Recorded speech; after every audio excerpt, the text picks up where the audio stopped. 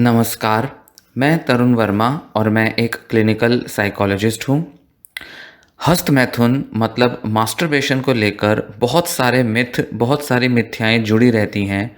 जिनमें से सबसे बड़ी मिथ्या ये है, जो कि एक बीमारी भी बन सकती है, वो ये कि कई लोगों को ऐसा लगता है कि हस्तमैथुन करने से जो शरीर से वीर्य मतलब सीमेन निकलता है, उसकी वजह से शरीर में कमज़ोरी आ जाती है और ना जाने कितनी-कितनी तरह की मानसिक बीमारियां इंसान पकड़ सकता है, क्योंकि उसके शरीर से जो वीर्य मतलब सीमेन निकल रहा है, उससे उसमें खून की कमी हो जाएगी और ना जाने शरीर से कितनी सारी ताकत जो है वो निकल जाएगी, जिसका असर एक व्यक्ति के मानसिक स्वास्थ्य पर और मानसिक ताकत पर पड़ेगा। मतलब उसमें सोचने समझने की ताकत कम हो जाएगी, कंसंट्रेशन पावर नहीं रहेगी, मेमोरी वीक हो जाएगी और दिमाग भी कमज़ोर हो जाएगा। और कई लोग ऐसा मान लेते हैं कि क्योंकि उन्होंने हस्तमैथुन किया है या काफ़ी लंबे समय तक किया है या पॉर्न मूवी देखने की वजह से उनमें हस्तमैथुन की जो इच्छा बहुत ज़्यादा रहती है या नाइटफॉल जो हो जाता है, इसकी वजह से उनके अंदर आने वाली ये मानसिक कमज़ोरी ज़िंदगी भर बनी रहेगी, जो इररिपेयरेबल है,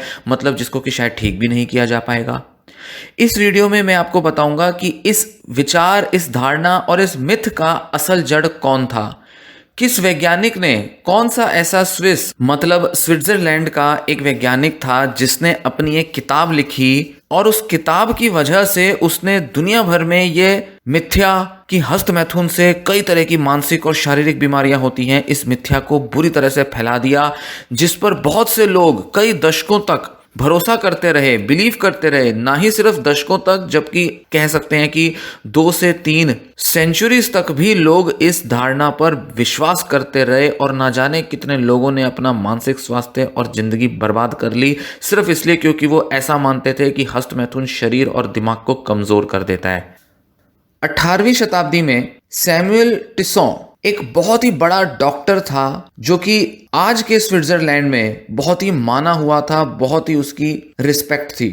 ये जो फिजिशियन था, इसकी पॉपुलैरिटी इस वजह से बढ़ी क्योंकि उसने एक पेपर लिखा था जिसमें उसने आदमियों द्वारा किया जाने वाला हस्तमैथुन को बहुत ही बुरा बताया और उसके बहुत सारे नुकसान बताए।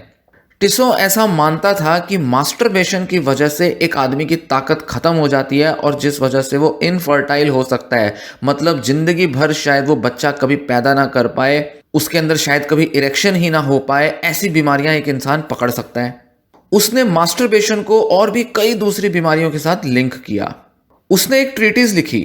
एक बहुत बड़ी किताब लिखी ओनैनिज्म के बारे में, जिसको कुछ ऐसे कहा जा सकता है वॉन डर ओनैनी,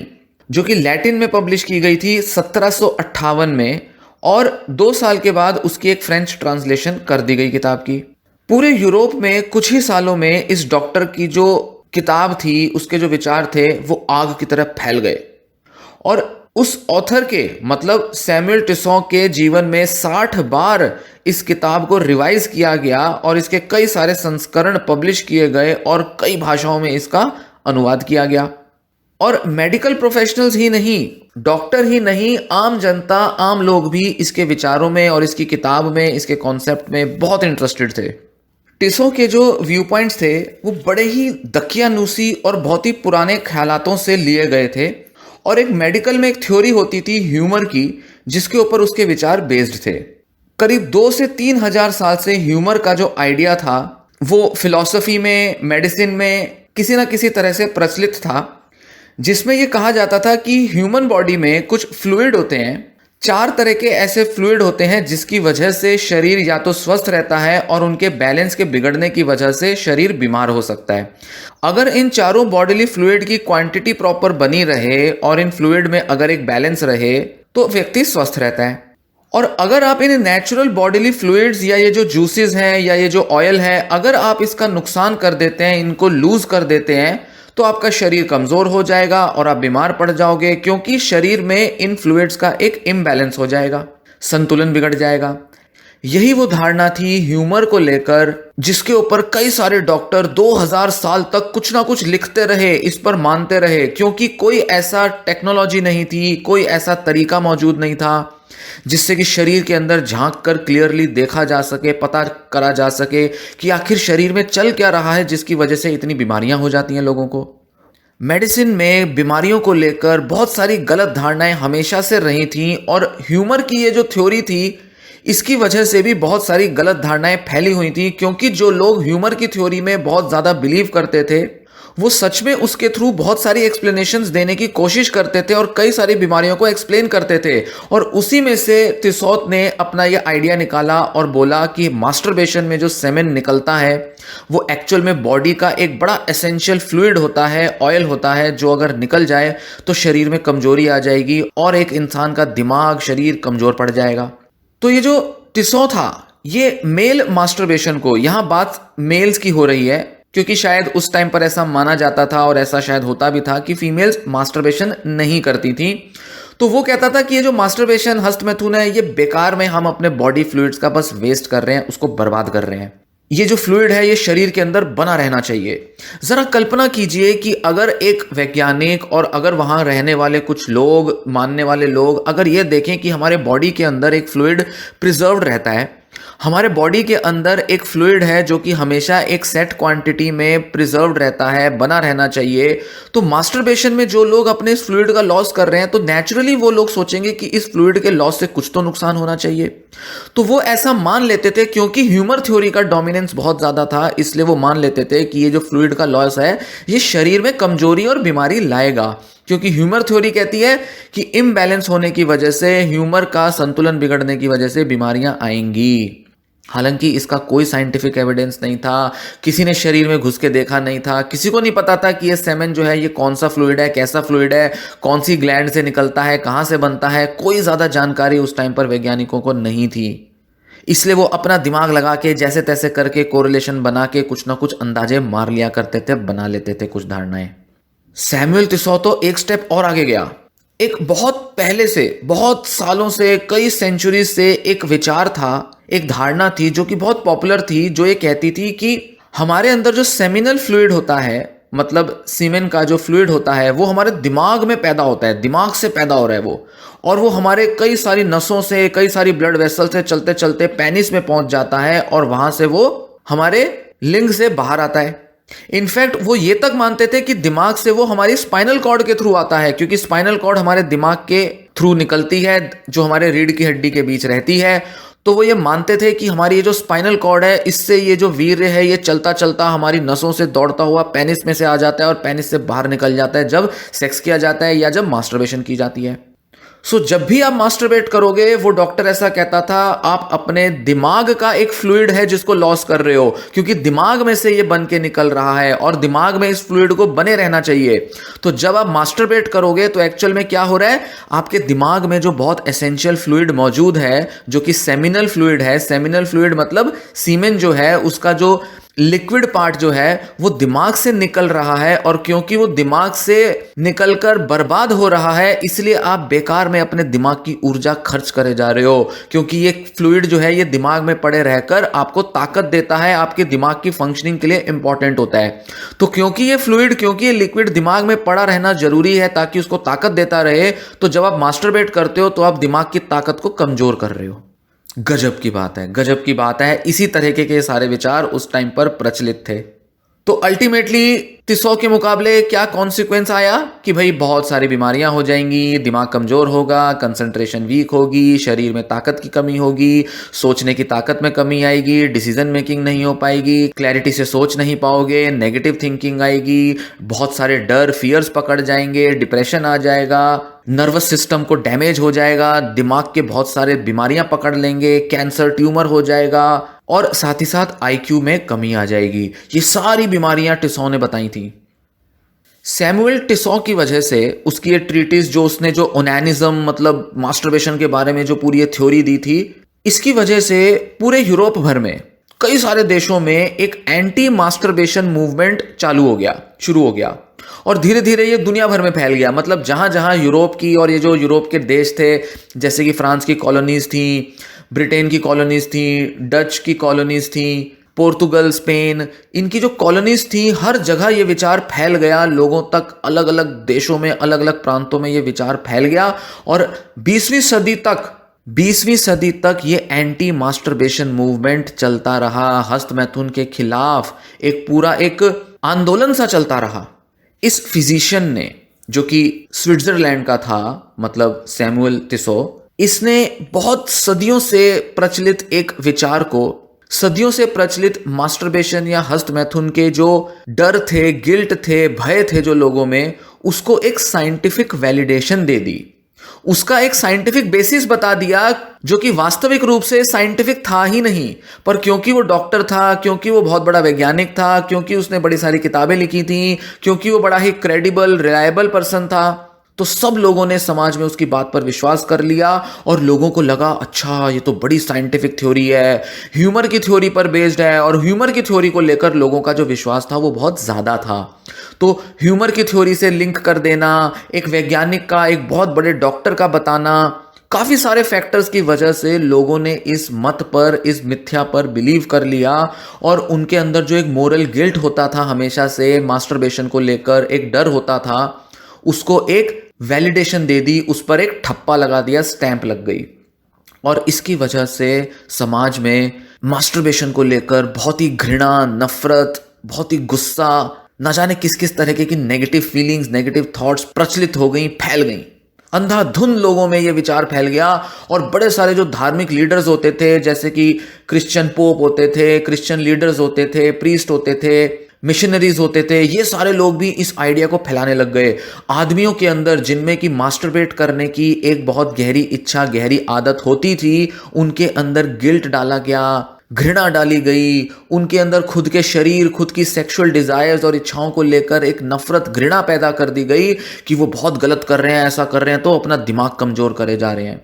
और क्योंकि तिसो के आइडियाज सेक्स के अगेंस्ट नहीं थे, उसने सेक्स के अगेंस्ट बात नहीं की थी, उसने ये भी नहीं देखा, लोगों ने भी ये नहीं देखा कि भाई सेक्स के टाइम पर भी तो सीमेन जो होता है बॉडी से निकलता है, तो लोग जो शादीशुदा जिंदगी में बहुत सारा सेक्स कर रहे हैं, बहुत सारे बच्चे पैदा कर रहे हैं, वहां उन्होंने नहीं देखा कि वहां भी तो यही प्रॉब्लम हो रही होगी, उससे भी तो दिमाग कमजोर हो रहा होगा। पर ऐसा नहीं था। क्रिश्चियनिटी का इन्फ्लुएंस था, धार्मिक गुरुओं का, लीडर्स का इन्फ्लुएंस था, और एक वैज्ञानिक का इन्फ्लुएंस की वजह से लोगों ने सिर्फ मास्टरबेशन को लेकर जो डर और घृणा थी उसी को मजबूत किया, और उसी के लिए इस साइंटिफिक एक्सप्लेनेशन को वैलिडेट कर दिया। तो इस वजह से लोगों की रीजनिंग, लोगों की जो एक सोच थी और लोगों का जो डर था, उसमें लोगों के डर की विजय हुई, वो जीत गया, क्योंकि लोगों को जिस चीज से डर लगता था उसी को सच मान लिया गया।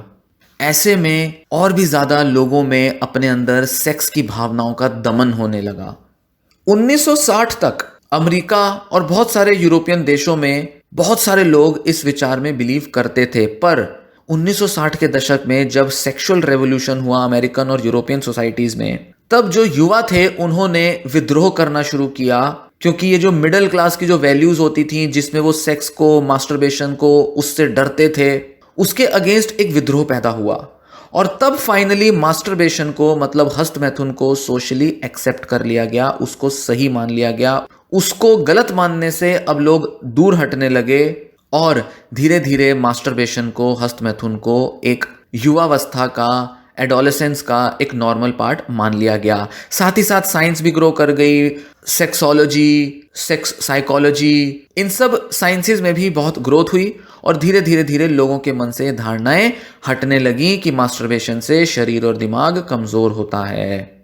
और सबसे अच्छी बात यह हुई कि हस्त मैथुन को लेकर डॉक्टरों ने भी काफी प्रचार करना शुरू किया। धीरे धीरे धीरे लोगों के मन में ये बात बिठा दी गई कि मास्टरबेशन बिल्कुल गलत नहीं है, बिल्कुल भी ये घृणा का इशू नहीं है, घृणा का ये कोई विषय नहीं है। इससे नफरत करना, इसके प्रति गिल्ट, अफसोस का, अपराध का बोध रखना, भाव रखना, ये बिल्कुल सही नहीं है। मास्टरबेशन को वेलकम किया जाए। और धीरे धीरे डॉक्टर्स मानने लगे कि अगर ज्यादा मास्टरबेशन भी किया जाएगा, कि अगर एक व्यक्ति रोज रोज भी अगर मास्टरबेट करेगा, हस्त मैथुन करेगा, तो यह बिल्कुल गलत नहीं है। इनफैक्ट